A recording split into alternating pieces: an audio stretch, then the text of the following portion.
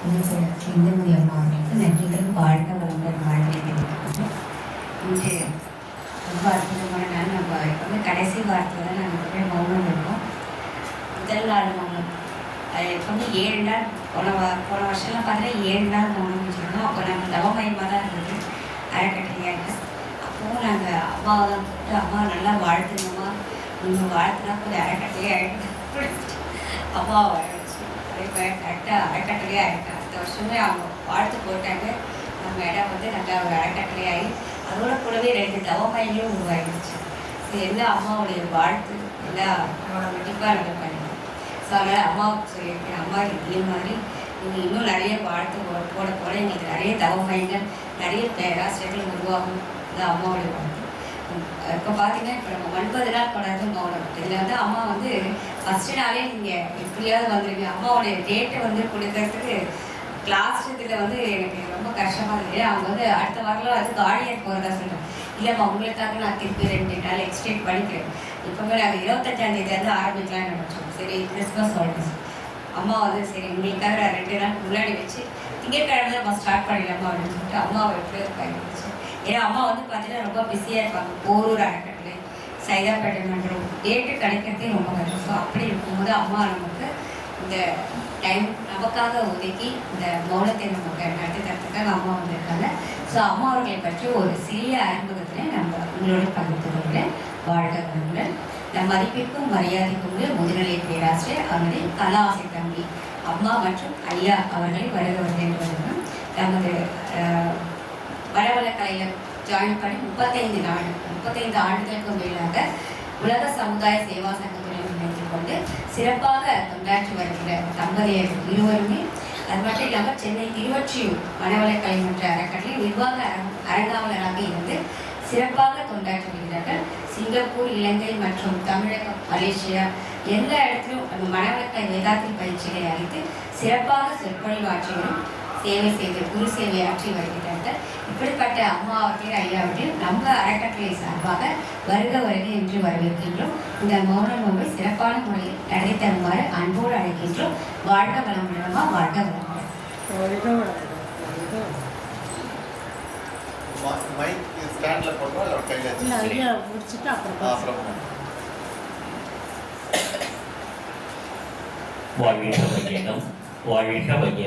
வாழ்க வளமுடன். குரு அழைக்க குருவை துணை. அன்பார்ந்த இருபால் மெய்யுணர்வுகளை உங்களை வாழ்த்துவதிலும் வணங்குவதிலும் திருவொற்றியூர் மணவளக்கலை மன்றம் பெருமை படைத்தது. நண்பர்களே, திருவொற்றியூரில் அறிவித்திருக்கோயில் ஆரம்பித்து குறைஞ்சபட்சம் 35-36 வருஷம் ஆயிடும். நாங்கள் 1989 நாங்கள் 2 பேரும் தீட்சை வாங்கினோம். 90 டிசம்பர் மாதம் சாமிஜி கையாகி மாஸ்டர் கோர்ஸ் முடித்தோம். 92 அம்மா வந்து பேராசிரியர் போஸ்ட் வாங்கினாங்க. 52 பெரியார் நகர், 52 பி பெரியார் நகர் என்னுடைய சொந்த வீட்டில் திருவொற்றியூரில் மணவளக்கலை மன்றம் ஆரம்பித்து குறைஞ்சபட்சம் 7 வருஷம் அந்த மணவளக்கலை மன்றத்தை இங்கே நடத்தியிருக்கிறோம். அதுக்கப்புறம் ஒரு 7 வருஷம் ஒரு ஸ்கூலில், விவேகானந்தா ஸ்கூலில் டாக்டர் ஞானசுந்தரி அம்மா அவருடைய இது மூலமாக நடத்திருக்கிறோம்.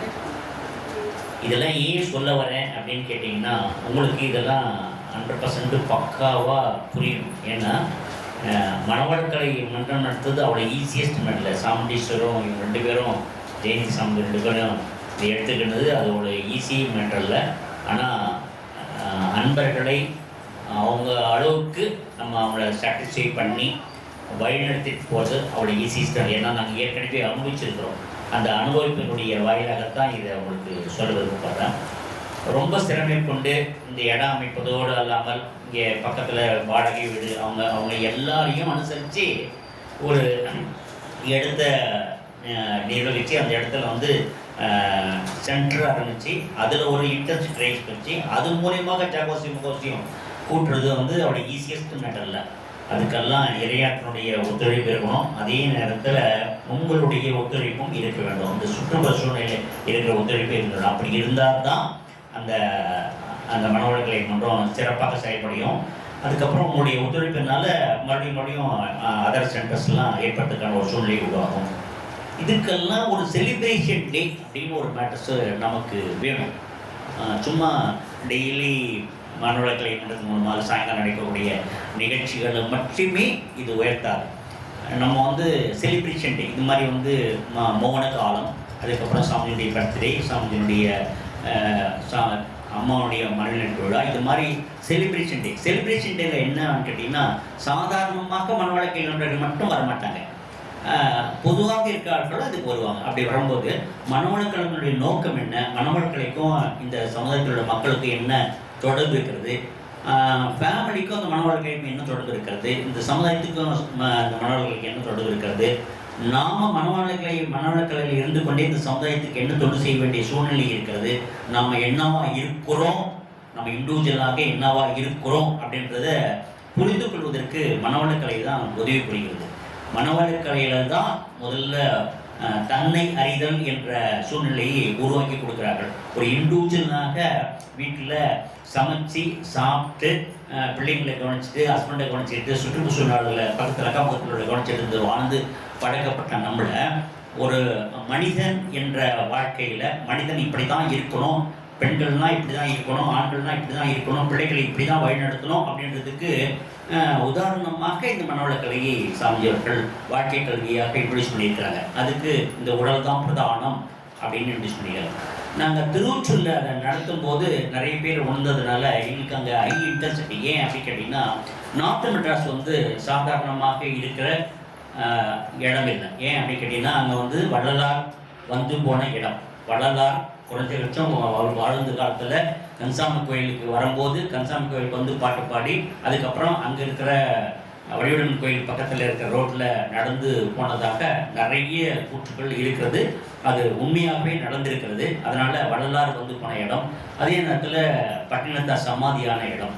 ஸோ அதெல்லாம் தாண்டி அந்த பக்கத்தில் இருக்கிற கொஞ்சம் ஆட்கள்லாம் கரெக்டாகி நடந்திருந்த போதில் சாமிஜி அங்கே இருக்கிற மகான் பரஞ்சோதி மகான்கிட்ட தீட்சை வாங்கி முறையாக தீட்சை வாங்கி அதுக்கப்புறமா சாந்தி தவம் பெற்று அதுக்கப்புறம் தான் உயர்ந்திருக்கிறார் அப்படின்னு சாமிஜியே சொல்ல கேள்விப்பட்டிருக்கோம். ஸோ அதனால் நமக்கு நார்த் மெட்ராஸ் அப்படின்னு சொன்னோடனே நாங்கள் நார்த் மெட்ராஸில் தான் இருந்து வரோம் அப்படின்னு நாங்கள் 2 பேரும் எங்களுக்கு சொன்னோடனே சாமிஜி எடுத்த உடனே 50,000 பணம் எடுத்து கொடுத்து கையில் கொடுத்து 50,000 எடுத்து கையில் கொடுத்து நீங்கள் உங்கள் வீட்டிலேயே மனவளக்கலை மேலே ஆரம்பிங்க அப்படின்னு சொன்னார்.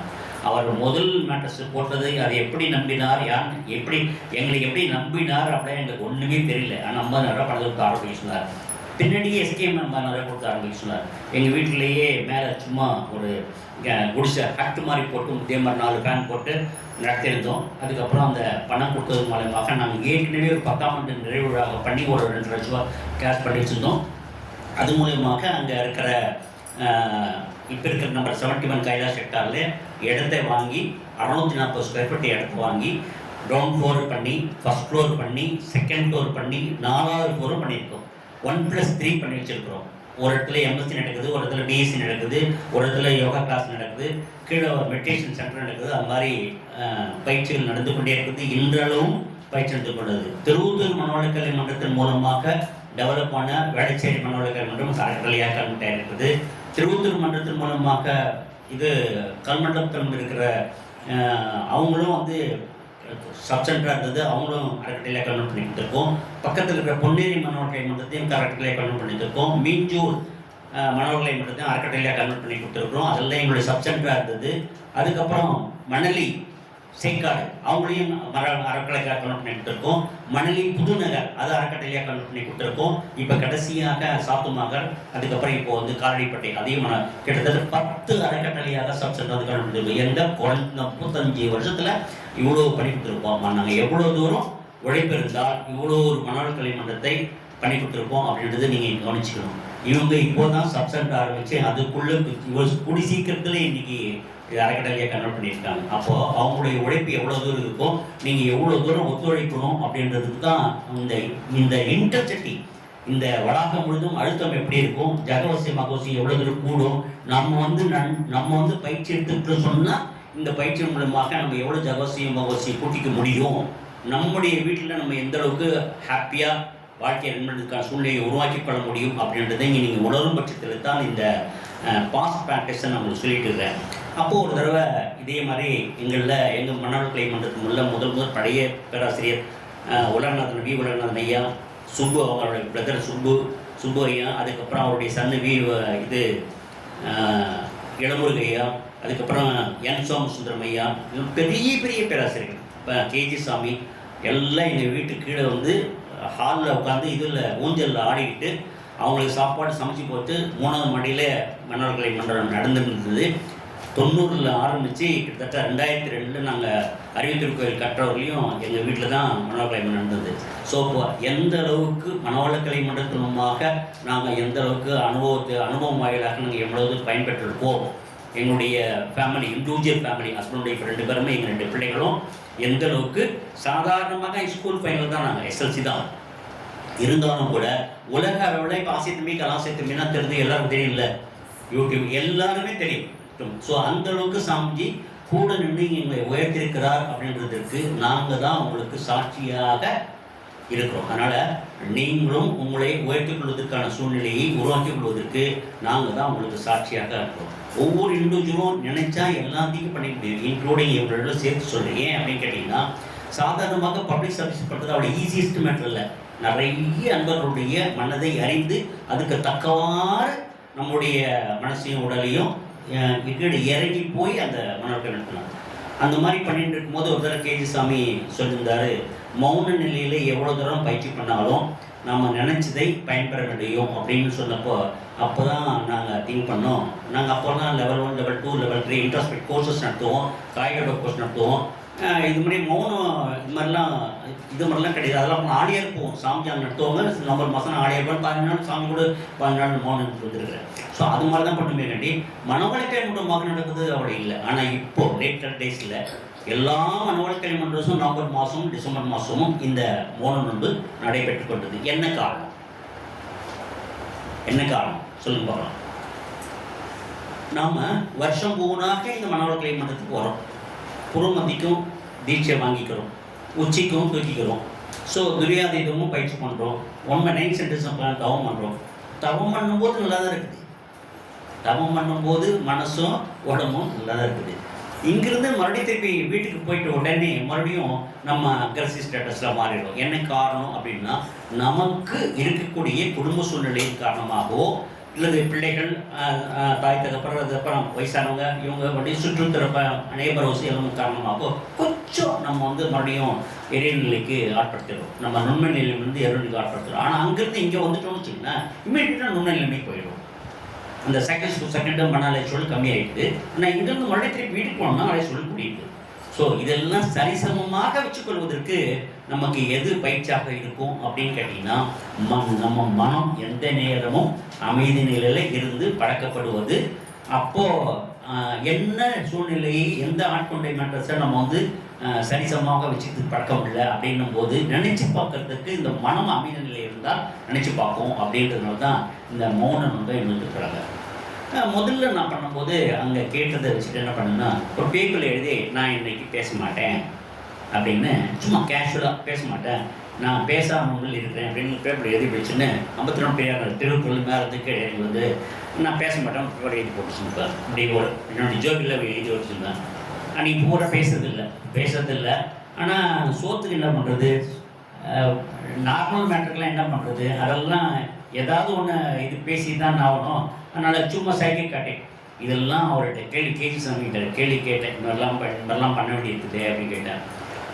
வீட்டில் சாதாரணமாக இருக்கும்போது நம்ம சாதாரண சூழ்நிலையிலேருந்து மாறுபடுறதுக்கு இந்த மாதிரி மேட்டர்ஸ்லாம் கண்டிப்பாக நம்ம பண்ணி தான் ஆகணும். ஆனால் அது போக்க அந்த நேரம் போக பேசாமல் இருக்கிறல்ல, அந்த பேசாமல் இருக்கும்போது உனக்கு எவ்வளோ ஜீவானந்தம் சேர்க்கப்படுன்றது மட்டும் ஒன்று சொல்கிறேன்.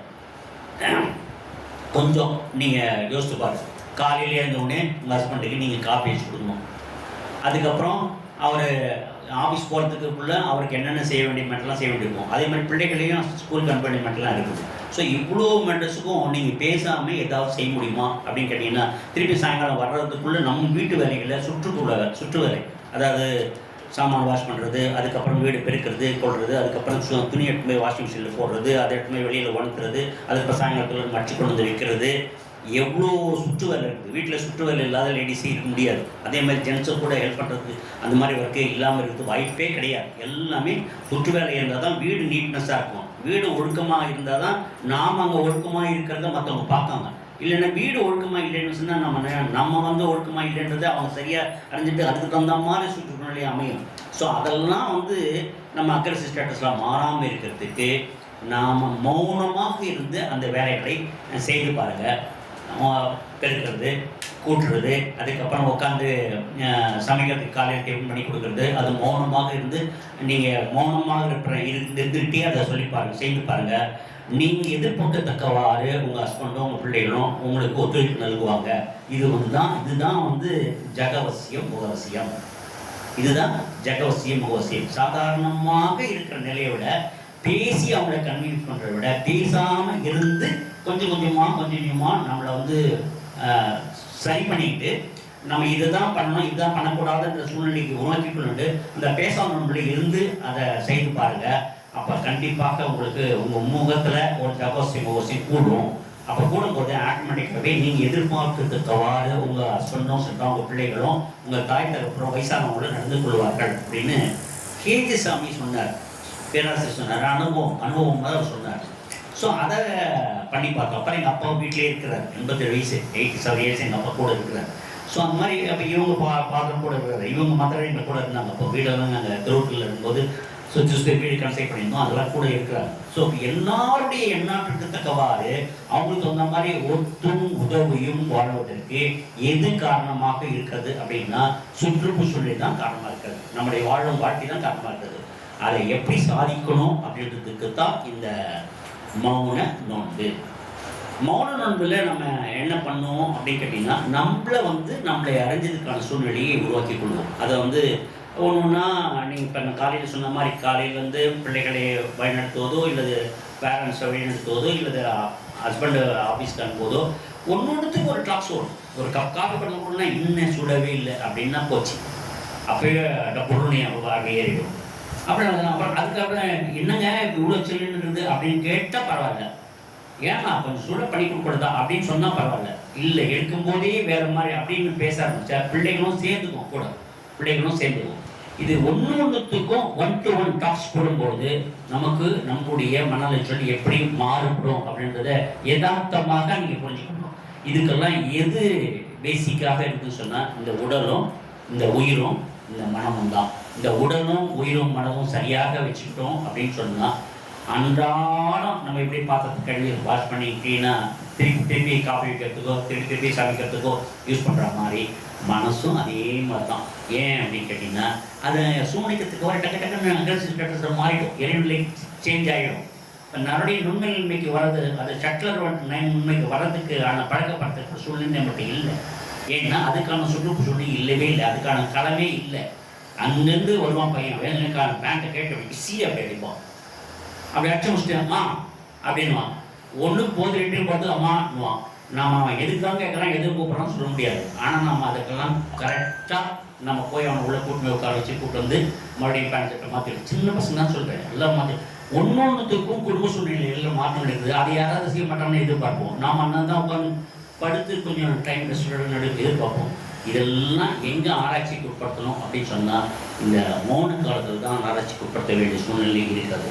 நம்ம வெறுமனே எண்ணம் ஆராய்தல் ஆசை செலுத்தணும் இல்லை, யதார்த்தமாக நம்ம ஃபேமிலியில் அவுட் அப்ரோச் மற்றவங்களை எப்படி நம்ம மீட் அவுட் பண்ண போகிறோம், நாம் என்னவா இருக்க போகிறோம் அப்படின்றத வந்து முழுமையாக உணர்ந்து கொள்வதற்கு நம்முடைய மனம் எப்பயுமே நுண்மை நிலைமை இருக்கிறதுக்கு பழக்கப்படணும். அதுக்கு தான் ஆதாரமாக இந்த மௌன நோன்பு நமக்கு நடைபெறணும். இந்த மௌன நோன்பு நடைபெறும்போது ஏன் வெறுமனே ஒருத்தர் சொல்லிட்டேங்கிறாங்க, அந்த 5 பொருள் இருந்துகிட்டே இருக்குது, நாங்கள் பேசிகிட்டே இருக்கிறோம், உங்கள் காது மட்டும்தான் கேட்குது, ஒரு பொருள் மட்டும்தான் ஒர்க் பண்ணுது, மற்ற பொருள்லாம் சும்மா கண் மூலியமாக நீங்கள் பார்க்குறீங்க, என்ன காது மூலியமாக கேட்குறீங்க. நான் சொல்கிறது மோதுது சிதறது 2 கலக்குது ஊடுருப்பாயுது. ஸோ மோதுதல் சிதறுதல் 2 கலத்தால் ஊடுருப்பாயுது. இந்த 5 ஆஸ்பெக்ட்ஸில் கிளாஸ் ரிஃப்ளெக்ஷன் ரெப்ரேஷன் ப்ரிண்டேஷன்ற முறையில் நடந்துனே இருக்குது. நமக்குள்ளே இப்போ நடந்தே இருக்குது. இப்போ நடந்துதான் இது இப்போ நாங்கள் சொல்லிட்டே இருக்கிறேன், அவங்க காது ஒரு 5 புலன் ஒரு புலன் கேட்டுகிட்டே இருக்குது. ஸோ ஆட்டோமேட்டிக்காகவே இது நடந்துகிட்டே இருக்குது. இந்த புலன் கவச்சில் செலவாகிற மேட்டர்ஸை நாம் எப்படி அதை வந்து உள்ளே கொண்டு போய் நம்ம ஜெனடிக் சென்டரில் பதிவு வச்சுக்க முடியும், நம்ம கருமையத்தில் பதிவு வச்சுக்கணும், எப்போ தேவை பொழுது ஸ்டிமுலேட் ஆகும், அதை எப்படி திரும்பி அணுக வேண்டும் அப்படின்றதுக்கு தான் இந்த மௌனகாலம். இது வந்து நம்ம தவம் நடத்திட்டு தவத்து மூலமாக நம்ம வந்து கொஞ்சம் கொஞ்சமாக புறமதிக்கும் உச்சிக்கும் இல்லை பஞ்சேந்திர தவத்து மூலமாக கண்ணு காது மூக்கு செய்ய 5 அது மூலியமாகவும் 9 சென்டர்ஸ் 9 மூலாதாரம் சுவாதிஷ்டானம் மணிக்குலகம் அனாதகம் விசக்தி புறமதி உச்சி சந்திரன் சூரியன் சாஸ்திரம் அப்படின்னு போயிட்டு வரதுக்கும் எல்லா தவத்திலையும் நம்முடைய மனலட்சியோட கட்டுப்படுத்தி அதுக்கும் இதுக்கும் ஜீவாந்தத்துக்கும் பிரபஞ்சகாந்தத்துக்கும் சூழ்நிலையை உருவாக்கிக் கொள்வதன் மூலமாக மனம் உண்மையில் அடையாது. அதே நேரத்தில் சேம் டைம் பேரலாக நாங்கள் கொடுக்குற இந்த வார்த்தைகள், இந்த சாமியினுடைய கருத்துக்கள் இது பூர்வமே எண்ணமாக இதழ் ஆசை செலுத்தல் செலுத்தல் கவலை எடுத்தல் என்ற சப்ஜெக்ட் மூலமாக கொடுக்குற விரிவான விளக்கங்களும் கூட உங்கள் ஜெனடிக் சென்டரில் நுண்மை நிலைமை இருந்தால் தான் பதியும், நுண்மை நிலைமை இருந்தால் பதியாது. ஸோ அதனால் அந்த மாதிரி ஒரு சூழ்நிலையை உருவாக்கி கொடுக்கறது தான் இந்த மௌன காலம் அப்படின்னு சாமிஜி கேஜி சாமி அப்போ சொன்னார். நானும் ஒரு சில நேரத்தில் 15 நாள் சாமிஜி கூட ஆடியோவில் 15 நாள் நவம்பர் 15 போய் 31 இருந்துன்னு பழக்கப்பட்டிருக்கிறேன். அப்போல்லாம் சாமிஜி சொன்ன மேட்டர்ஸ் என்ன அப்படின்னு கேட்டிங்கன்னா, அவங்க உட்காந்து இருப்பாங்க, கால் நீட்டி இருப்பான், கை சொல்லிட்டு இருப்பான், அப்படி எங்கே பார்த்துருப்பாங்க, இங்கே பார்த்து எல்லா மனவழிகளும் இப்படி தான், எல்லாம் மனவழிகள் இப்படி தான். எங்கேருந்து வராங்க, மன்னார்குடியிலேருந்து வராங்க, தஞ்சாவூர்லேருந்து வராங்க, திருச்சிலேருந்து வராங்க, அங்கேருந்து எவ்வளோ தூரத்துக்கு இங்கே வராங்க, ரூமில் தங்கியிருக்காங்க. நேரம் காலையில் 10 மணிக்கு பயிற்சி வருவாங்க, சாமி வந்து உட்காருவாங்க, 10 மணிக்கு ஸ்டார்ட் பண்ணி வச்சுட்டு கரெக்டாக ரூம் போயிடுவாங்க. அவருக்கு தெரியும். ஏன்னா அன்பர்கள்னா எப்படி இருப்பாங்க, மனவழிகள் என்பதுனா எப்படி இருப்பாங்க. காலையில் வந்து சாயங்காலம் மணி 4 மணிலேயே 5 மணிலேயே பயிற்சி நடத்த பண்ணுவாங்க. அவங்க எதை அடக்கிட்டு உட்கார முடியும், 5 புலன்களையும் இந்த உடம்பை எவ்வளோ அடக்கிட்டு உட்கார முடியும், அது அவருக்கு நல்லா தெரியும். முதல் நாள் 2 நாள் விட்டார், 3ஆவது நாள் தான் சொன்னார், நாங்கள் நீ காலையில் பஞ்சேந்திரன் நடத்துவோம், இந்த பஞ்சேந்திரத்தில் நீங்கள் பயிற்சி பண்ணிவிட்டு அதுக்கப்புறம் உங்களை இன்ட்ராஸ்பெக்ட் பண்ணிங்க, அதுக்கப்புறம் நாங்கள் வந்து ஒன்பது மேய்த்தம் நடத்துவோம், அந்த தவத்து மூலியமாக உங்களை அதை தவத்தட்டம் பண்ணி அதுக்கப்புறம் உங்களை இன்ட்ராஸ்பெக்ட் பண்ணிங்க, உங்களை அகத்தை பண்ணிங்க அப்படின்னு கொஞ்சம் கொஞ்சமாக பேராசிரியர் வச்சு இப்படி பண்ண ஆரம்பித்தாங்க. அதுக்கப்புறம் தான் ஸ்ட்ரீம்லைன் பண்ணாங்க. அதாவது மௌனம் ஒன்றுனா இப்படி தான் இருக்கணும் அப்படின்னு ஸ்ட்ரீம்லைன் பண்ணாங்க. அதுக்கு முன்னாடி சும்மா உட்காந்துட்டு போயிட்டாங்க, சும்மா கேஷுவலாகவே உட்காந்துட்டு போயிருந்தாங்க. அதெல்லாம் போய் இப்படி தான் இருக்கணுன்ற சூழ்நிலையை உருவாக்கினது அப்போ சாமிஜி ஸ்டார்ட் பண்ணி வச்சது தான் இன்னி வரலையும் எல்லா மனவழக்கை முன்றுமாக நடைமுறையில் நடந்து கொண்டே இருக்கிறது. நீங்களும் பயன்பெற்று கொண்டே வருகிறீர்கள். இந்த பயன்பெறுவதற்கு தகுந்த மாதிரி பேராசிரியர்கள் உங்களுடைய தூண்டுதல் உங்களை தூண்டுவிக்கும் பேரில் இந்த மனவழக்கலை மன்றத்தில் இருக்கிற கருத்துக்களை, சாமியுடைய கருத்துக்களை கொஞ்சம் கொஞ்சமாக எண்ணமாக இதழ் ஆசை சிறந்தத்தின் மூலமாக சப்ஜெக்ட் மூலியமாக உங்களை ஊக்குவிப்பதற்கு முதன்மையாக இப்போது எங்களுடைய மனைவி கலாசை தம்பி அவர்கள் உங்களை ஊக்குவிப்பார்கள். நீங்களும் அதையோடு சேர்ந்து கலந்து பயன்பெற வேண்டும் என்று சொல்லி வாழ்க வளமுடன் என்று வாழ்த்து முதலேன். வாழ்க வளமுடன். புரிஞ்சுதான்? விட்டோம்னா 1 மணி நேரம் பேசணும்.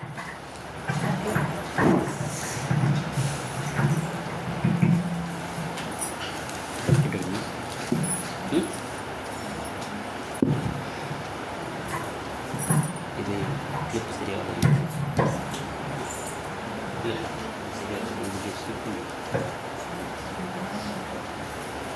வாழ்க வையகம், வாழ்க வையகம், வாழ்க வளமுடன்.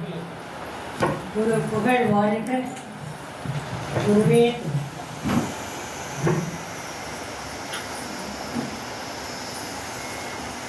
இறைவன் தந்தது தோலாடை, தோல் இல்லைன்னா பார்க்க சகிக்காது, அழகாக போட்டு பஞ்சேந்திரிய தரும். தோலின் மீது மனம் விளட்டு, நுழைகள் தெரியும், ஆற்று தெரியும், இந்த ஆற்று எனக்கு தெரியும் இல்லையா?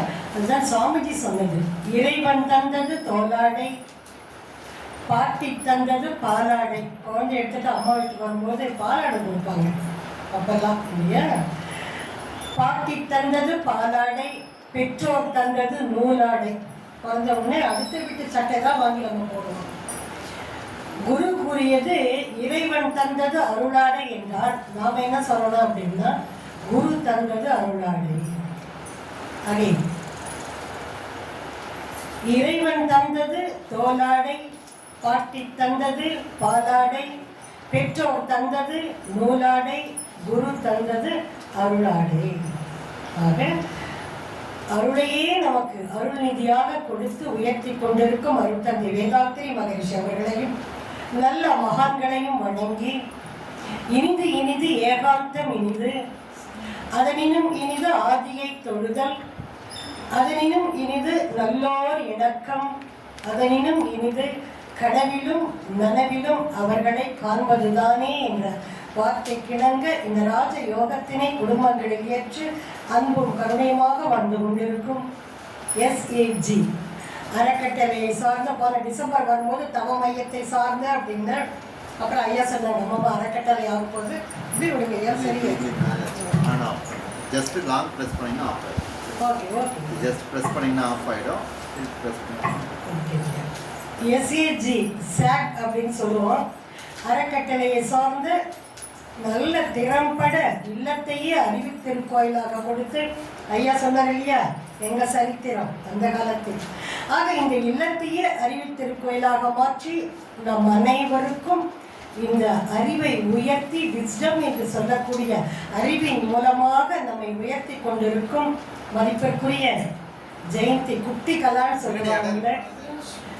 அம்மா இப்படி வந்து சவுத்துல நல்ல ஹாப்பியா நல்லா நிம்மதியாக உட்காருங்க. கொஞ்சம் அப்படியே சாஞ்சிக்கலாம், முதுகு அப்படியே கொஞ்சம் சாஞ்சிக்கலாம். எவ்வளோ சௌகரியமாக உட்காரமோ அவ்வளோ சௌகரியமாக உட்காருங்க. வாழ்க வளமுடன். ஆக ஜெயந்தி சாமுண்டீசன் ஐயா அவர்களுக்கும் மேலும் இங்கு வருகை தந்து சிறப்பித்துக் கொண்டிருக்கும் அத்துணை அன்பு உள்ளவர்களுக்கும் என்னுடைய அன்பு கணவர் திருவொற்றியூர் நிர்வாக அரங்காவலர். ஏன்னா ஸ்டாலினும் மூக்காவும் கருணாநிதியும் ஸ்டாலின் அப்படிதான் பேசும்போது தந்தைன்னு சொல்றதை விட திமுக தலைவர்னு சொல்லுவாங்க அப்பாங்க. அதுபோல திருவொற்றியூர் நிர்வாக காவலர் அரங்காவலராக பணியாற்றி கொண்டிருக்கும் இந்த அன்பு தலைவர் தான் சொல்லுவாங்க. ஆமா, நீங்க தலைவர், நீங்க இல்லைன்னா தலைவி கிடையாது. மேலும் பூந்தமல்லி அறக்கட்டளையை சார்ந்த மதிப்பிற்குரிய இந்த தலைமை சகோதரர் செம்பியன் தமிழ்ச்செல்வி அம்மா அவர்களுக்கும், ஏன்னா இந்த முறை திருவள்ளுவர் மண்டலம் மூன்றாவது, 1 சக்தி நகர், 2 அரக்கோணம், அம்பத்தூர், மூன்றாவது அம்மா. இப்போ எந்த அளவுக்கு தொண்டு செய்தால் 3வது இடத்தை இந்த மண்டலம் வாங்கி அவங்களுக்கெல்லாம் கொடுத்துருப்பாங்க. ஆக அவர்கள் இருவருக்கும் சிறந்தாண்ட பணிவான வணக்கங்கள். வாழ்க வளமுடன், வாழ்க வளமுடன். மனிதன் கேட்க இறைவன் கூறியது பகவத்கீதை. மனிதன் கேட்க இறைவன் கூறியது பகவத்கீதை. அது விளக்கமெல்லாம் வேண்டாம், ஜஸ்ட் பாயிண்ட் மட்டும். இறைவன் கேட்க மனிதன் கூறியது திருவாசகம். மனிதன் கேட்க மனிதனே கூறியது திருக்குறள் என்பார்கள் பெரியோர்கள்.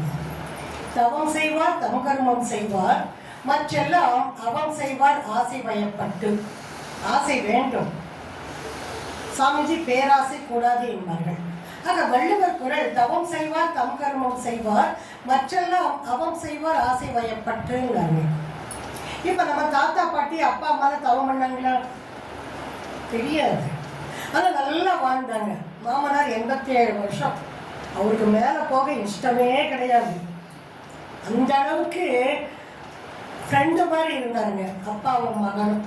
அப்ப சில பேர் 92 வயசு, சில பேர் 98 வயசு, இன்னைக்கு 125 வயசெல்லாம் ஆவடி காட்டில் 154 வருஷம் உள்ள ஒரு ஞானி உள்ள வாழ்ந்து கொண்டு இருக்கின்றார். யாரையும் பார்ப்பதாக அனுமதி இல்லை, மனுஷனே வேண்டான்ட்டாங்க.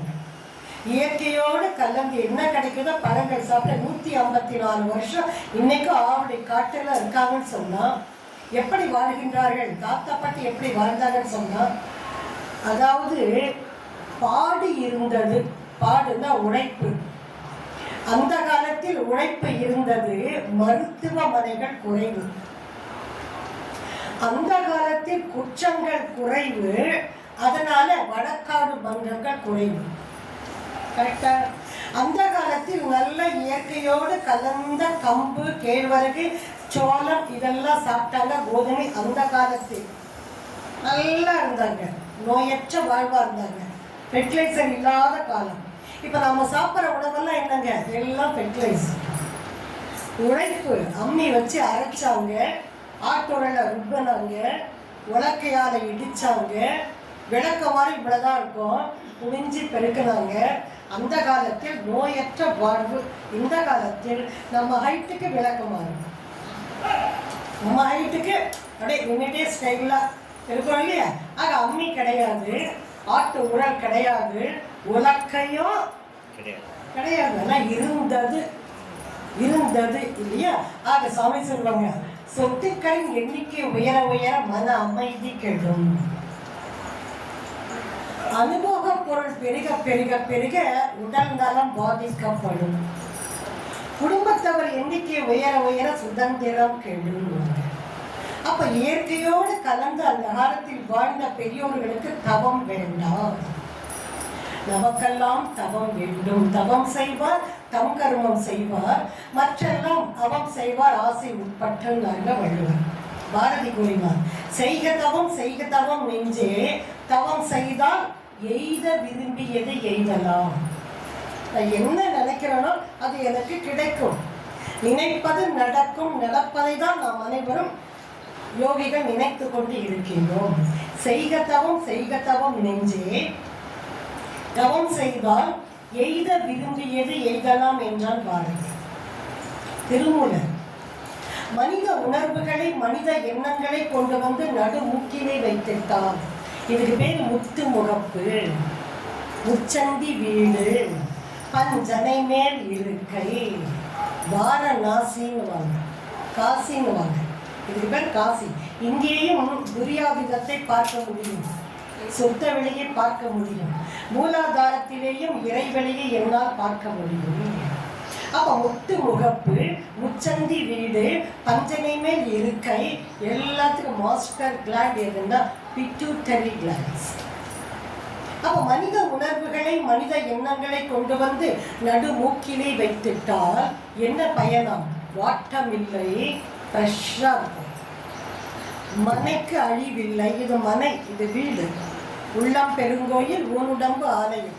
மனைக்கு அழிவில்லை, ஓட்டமும் இல்லை, பரபரப்பு வேறு, சுறுசுறுப்பு வேறு. என்ன வேண்டும் நமக்கு? பரபரப்பு கூடாது, சுறுசுறுப்பு வேண்டும். அப்போ வாட்டம் இல்லை, மனைக்கு அழிவில்லை, ஓட்டமும் இல்லை, உணர்வில்லை, தன்னை மறந்த நிலை சிவகணத்தவம். அசையும் மனம் சிவகணம் செல்லும் பொழுது அசைவற்றதாக நின்று விடுகின்றது. சரியா? அசைந்தால் மனம், நின்றால் அறிவு, தெளிந்தால் ஞானம், உணர்ந்தால் தெய்வம். சிவகணம் 9 மையத்தவமா சிவகணம், பஞ்சபூத நவகிரகத்தவமா சிவகணம் இல்லையா, துரியாதீதமா சிவகணம். அப்ப அசையும் மனம் சிவகணம் செல்லும் பொழுது, சுத்தவெளி செல்லும் பொழுது அசைவற்றதாக நின்று விடுகின்றது. அப்ப இறைவனை உணர்கின்றோம் நாம் அனைவரும். ஆக நாட்டம் இரண்டும் நடுமுக்கில் வைத்திட்டால் வாட்டம் இல்லை, மனைக்கு அழிவில்லை, ஓட்டமும் இல்லை, உணர்வில்லை, தான் இல்லை, ஈகோ எனக்கு கிடையாது, தேட்டமும் இல்லை, சோர்ந்து அமரவும், தேட்டம் சோர்ந்து அமரவும் மாட்டேன், அவன்தானையா சிவம். யார் கூறுவது? திருமூலர் அவர்கள். ஔவையார் சொன்னாங்க, மேலை தவத்தனவே ஆகுமாம் தான் பெற்ற செல்வம். ஒரு தலைமுறையில் யார் தவம் செய்கின்றார்களோ, நிறைய பேர் நிறைய காசு வச்சிருப்பாங்க, கார் பங்களா எல்லாமே இருக்கும். சில பேர் ஒன்றுமே இல்லாமல் இருப்பாங்க, ஓஹோன்னு இருப்பாங்க. நம்மளாம் நடுத்தர குடும்பம், அதுவும் இல்லாமல் இருப்பாங்க. இதெல்லாம் உள்நோக்கி பார்த்தோன்னு சொன்னால் ஏதோ ஒரு தலைமுறையில், ஏன் சில பேர் ஓஹோன்னு இருக்காங்க அப்படின்னு சொன்னால், ஒரு தலைமுறையில் தவம் எடுத்த குடும்பம் அவர்கள் எல்லாம். அதுதான் ஔவையார். நிலமோ காரோ பங்களாவோ இதெல்லாம் இருக்குன்னு சொன்னால் ஏதோ ஒரு தலைமுறை மேலை தவத்தளவே ஆகுமா தான் பெற்ற செல்வம்.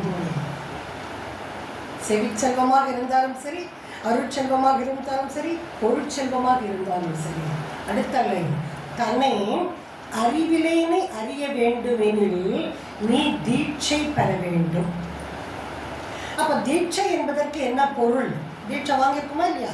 தீட்சை என்பதற்கு என்ன பொருள் என்றால், தீ என்றால் கொடுத்தல், சா என்பது கெடுத்தல், கொடுத்து கெடுப்பது தீட்சை. என்ன கொடுக்குறாங்க, என்ன கெடுக்கிறாங்க? ஜெயந்தி சாமுண்டி சரணாலி எல்லாம் உள்ள வந்து என்ன நமக்கு கொடுத்து நமக்கு என்ன கெடுக்கிறாங்க அப்படின்னு பார்த்தோன்னு சொன்னா கெடுக்கிறாங்கல்ல. கொடுத்து கெடுப்பது தீட்சை. அப்ப தீ என்றால் பூஜா அப்படின்னா பூஜையை உண்டாக்குவது பூஜா. பூன்னா பூர்த்தி, ஜான்னா உண்டாக்குவது, பூர்த்தியை உண்டாக்குவது பூஜா. நான் சொல்லலைங்க, வாரியார் சாமிகள் சொன்னது. யார் முறைக்கும் வார்த்தைகள் அனைத்தும் பெரியோர்களுக்குரிய வார்த்தை. அப்ப பூ என்றால் பூர்த்தி, ஜா என்பது உண்டாக்குவது, பூஜா என்றால் பூர்த்தியை உண்டாக்குவது. தீட்சை என்றால் தீ என்றால் கொடுத்தல், சா மீன்ஸ் கெடுத்தல், கொடுத்து கெடுப்பது தீட்சை. எதை கொடுத்து எதை கெடுக்கணும்னு சொன்னா, ஞானத்தை கொடுத்து அஞ்ஞானத்தை கெடுப்பது தீட்சை. இப்ப கெடுக்கிறாங்களா? கரெக்டா நமக்கு தெரியுதா? என்ன கொடுக்குறாங்க? ஞானத்தை கொடுத்து அறியாமை என்று சொல்லக்கூடிய அஞ்ஞானத்தை கெடுப்பது தீட்சை. அவையார் மேலை தவத்தனவே யாகுமாம் தான் பெற்ற செல்வம். தன்னை அறிவிலேனே அறிய வேண்டுமெனில் நீ தீட்சை பெற வேண்டும். நீ உன்னை தெரிஞ்சுக்கணும்னு சொன்னா தீட்சை பெற்றால்தான் உன்னை யார் என்றது உனக்கு தெரியும். பட்சி போல தீண்டி, மீனை போல பார்த்து, ஆமையை போல நினைந்து இரும்பாகிய மனதை கரும்பாக மாற்றுவது தவம் அல்லது தியானம். பட்சி போல தீண்டி குண்டலினி மகாசக்தியை குவிந்து எழு, ஓங்கி எழு, திரண்டு எழு. ஸ்டாப் பண்றாங்களா இல்லையா? அதானே ஸ்பரிச தீட்சை. கோழி முட்டையிட்டு அடை காப்பதற்கு சமானம். பட்சி போல தீண்டி, மீனை போல பார்த்து, பாறை இடுக்கல மீன் முட்டை முட்டையா குட்டி குட்டியா முட்டை போட்டு போயிடும். அப்புறம் அப்படியே பார்க்கும். நம்மை விட உயர்ந்தது. கண்ணின் மூலமாக முட்டைலாம் என்ன ஆகும்? குஞ்சு பொறிச்சு ஆட்டப்படிக்க தண்ணியில் நீந்தும். அப்போ பட்சி போல தீண்டி, மீனை போல பார்த்து, ஆமையை போல நினைந்து.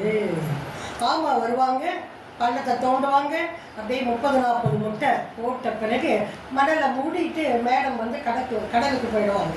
மேடம் தானே முட்டை போடும். ஒரு இடத்துல கேட்கும்போது, சாரா மேடம் மேடம் தானையா அப்படிங்க.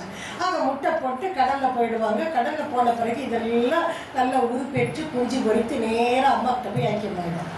கடலையே ஓடி போயிட்டாங்க. அம்மாக்கிட்ட போய் எல்லாம் அப்புறம் நீந்தும், அப்படியே ஃபுல்லாக நீந்தும். அப்புறம் ஏஜ் வந்த பிறகு எல்லாம் வெளியில் பறந்து போயிடும். எல்லாம் தண்ணிக்குள்ளே தானாக உணவை தேடும். ஆக முட்டை வந்து அப்போ ஆமை இல்லை சௌரியமாக இருக்கு இல்லையா? இல்லை இருக்கட்டும், எனக்கு சௌரியமாக. நான் எப்பவுமே கொஞ்சம் உள்ளே உட்கார மாட்டேன். இப்படி உட்கார பழக்கம் நான் முதுகு தண்டு இல்லை வேண்டாம். இது நல்லா இருக்கு. உங்களுக்கெல்லாம் பிரச்சனை இல்லை இல்லை. ஏன்னா இங்கேயும் பார்க்கணும், நான் அங்கேயும் பார்க்கணும். நயன தீட்சை. ஓகேங்களா? ஆக பட்சி போல தீண்டி, மீனை போல பார்த்து, ஆமையை போல நினைந்து இரும்பாகிய மனதை கரும்பாக. ஏன்னா இவரையும் நான் ஓரக்கண்ணால பார்க்கணும். கொஞ்சம் வாங்கணும் ஜீவகாந்தத்தை. ஆக இரும்பாகிய மனதை கரும்பாக மாற்றுவது தவம் அல்லது தியானம். அப்போ யோகம். ஜூன் 21 சர்வதேச யோகா தினம். டிசம்பர் 21 சர்வதேச தியான தினம். ஏன் 21 ஏன் 22 கொடுத்தா என்ன? ஒரு கேள்வி, எனக்குள்ள ஒரு கேள்வி. சனிக்கிழமை சக்தி வந்து 72 பேர் கலந்துட்டாங்க. சர்வதேச யோகா தியான தினம் அன்று 21 அப்படின்னா 2-1-3 என்பது குரு ஆதிக்கம். உத்தராயணம் சந்திராயணம் அதெல்லாம் எனக்கு தெரியாது. இந்த 6 மாதம் சூரியன் அது ஐயாக்கெல்லாம் நல்லா சோலார்லாம் நல்லா அவங்களுக்கெல்லாம் வரும். எனக்குள் தெரிந்த கருத்து ஏன் 21 1 சூரிய ஆதிக்கம், 2 சந்திராதிக்கம், 3 குரு ஆதிக்கம். கலைஞர் கருணாநிதி எல்லாம் 3ஆம் தேதி பிறந்தவர், ஜூன் 3 குரு ஆதிக்கம். அதுக்காக 21 சொல்லியிருக்கலாம் என்றது என்னுடைய எண்ணம். அப்போ யோகம் அப்படின்னா சர்வதேச யோகா தினம் 114 நாடுகள் அன்று இணைந்தது. எஸ்கேஎம் ஐயா கூறினார்கள் பஞ்சபூத நவகிரகம். இது மௌனமாக பேச்சான்னு எனக்கே தெரியல. ஐயா பேசுகிறாங்க, நான் பேசுகிறேன். ஃபர்ஸ்ட் டே டேக் இட் ஈஸியாக எடுத்துக்கோங்க, சரிங்களா? ஆக யோகம் என்றால் இணைதல், கலத்தல், ஒன்றுபடுதல், அதுவாக நான் மாறுதல் யோகம். தவம் என்றால் என்ன, தியானம் என்றால் என்ன? இந்த மாதிரி தான் தெரியும். தவம் முயற்சி செய்தல். 9 மைய தவம், நவகிரக தவம், 9 மைய தியானம்னு சாமிஜி கொடுக்கல, 9 வகை தவம் கொடுத்துருக்காங்க. உள்ள போன உடனே அப்ப தவம் ஈக்குவல் தன்னை முயற்சி செய்தல் தவம். தியானம் என்பது நான் அதுவாகவே மாறுதல் தியானம். கோயிலுக்கு போனால் தவ மண்டபம் இருக்கா, தியான மண்டபம் இருக்கா? தியான மண்டபம் தான் இருக்கும், எங்கேயுமே தவ மண்டபம் கிடையாது. அப்ப தவம் ஈக்குவல் முயற்சி செய்தல், தியானம் என்பது நான் அதுவாக மாறுதல். இதெல்லாம் அப்படி தூக்கி வச்சுட்டு அருட்தந்தையின் ஒரு கவி என்னன்னு சொன்னா, குறைபோக்கும் குண்டலினி தவத்தின் மூலம். எல்லாரும் இதை மனப்பாடம் பண்ணணும். அப்ப யாரும் திருமூலர் இவங்க சொன்னதெல்லாம் அப்படி எடுத்து வச்சுட்டு எல்லா மொத்த கருத்தையும் அருட்தந்தை கூறிய ஒரு கவி இங்கு சொல்ல விரும்புகின்றேன். குறை போக்கும், குறை ஒண்ணு இல்லைங்க, ஒண்ணு இருந்தது, உள்ள வந்துட்டேன். ஏன் குறை இல்லைன்னு பார்த்தேன்னு சொன்னா, அந்த அளவிற்கு மனதை நான் உயர்த்தி கொண்டேன். அதனால் எனக்கு மனவள கவலை கிடையாது. மனவள கலையின் மூலமாக நான் மனவள கவலையை நிவர்த்தி செய்து கொண்டு வந்து விடுகின்றோம். குறை ஒன்றும் இல்லை மறைமூர்த்தி கண்ணா, குறை ஒன்றும் இல்லை கோவிந்தா கோபாலன் பாட்டு இருக்கா இல்லையா? ஆக குறைபோக்கும் குண்டலினி தவத்தின் மூலம் குவிந்து மனம் உயிரோடு உறையும் மேலும். மனம் விரிந்தால் உலகம், மனம் விரிந்தால் இப்போ எல்லாம் வீட்டுக்கு போகும் மனசு. கணவருக்கு காஃபி குடிங்கன்னு 11:30 மணிக்கு சொல்லிட்டு வந்தேன், குடிக்கிறாரா இல்லையோ, ஆஃபீஸில் குடிக்கிறாரா இல்லையோ. ஆக டக்குன்னு அமெரிக்கா போகும், பையன் தூங்கிட்டு இருப்பான், அமெரிக்கா டைம்.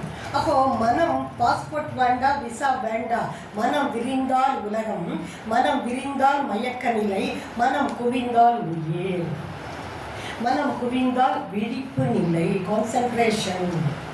அப்போ குறைபோக்கும் குண்டலினி தவத்தின் மூலம் குவிந்து மனம் உயிரோடு உறையும் மேலும் மறைபொருளாம். கண்ணால் பார்க்க முடியாது எதை? இறைவனை பார்க்க முடியாது, உயிரை பார்க்க முடியாது, காந்தத்தை பார்க்க முடியாது. தெய்வம் உயிர் ஜீவகாந்தம் திரு நடனம் மறைபொருள். மறைபொருளாம் அறிவு. எங்க இருக்கு அறிவு? அறிவு இருக்கான்னு கேட்குறோம், ஈஸியாக கேட்குறோம், அறிவு இருக்கா உனக்கு அப்படின்னு கேட்குறோம். ஆனால் அவங்க நம்மளை திரும்பி உங்களுக்கு எங்கம்மா அறிவு இருக்குன்னு கேட்டாங்கன்னு வச்சுக்கோங்க, சொல்ல தெரியாது. தெரியாத ஒன்றைத்தான் தெரிஞ்சுக்கணுன்றதுக்காக அறிவு இருக்கான்னு நம்ம கேட்குறோம்.